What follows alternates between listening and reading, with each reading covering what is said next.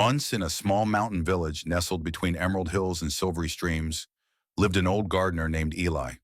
He had the most enchanting garden in the entire region, blooming with roses, lilies, orchids, herbs, and trees that bore the sweetest fruits. But what made his garden truly special was not just its beauty, it was the fact that Eli never sold a single flower or fruit. Instead, he gave them away freely to anyone who needed them. Every day, villagers came, children with scraped knees, women grieving losses, tired farmers, and lonely elders.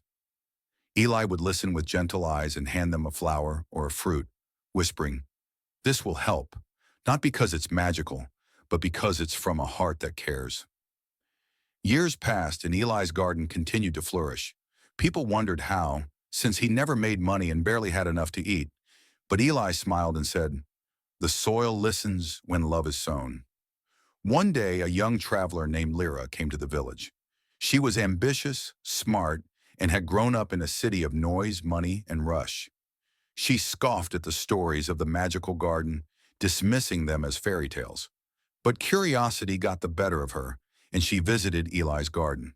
"Why don't you sell these?" she asked. "You could be rich, famous."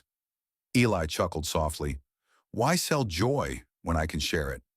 "But you live so simply," Lyra insisted.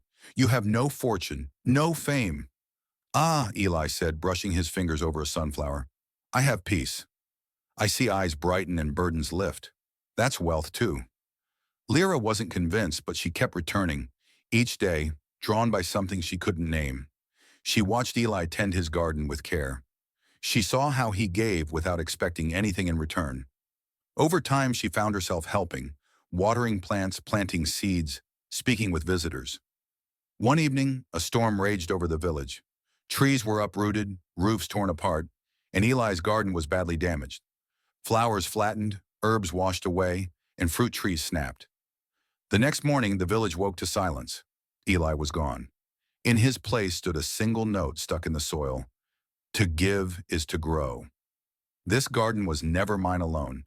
It belongs to every soul it touched. It's your turn now. Lyra found the note, tears slipping down her face.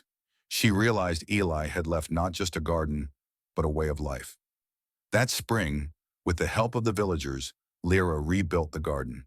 She gave away flowers, fruits, and words of comfort, just like Eli had.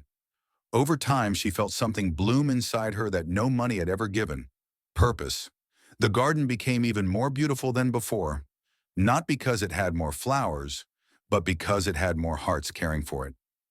Moral of the story: true wealth is not in what you keep, but in what you give.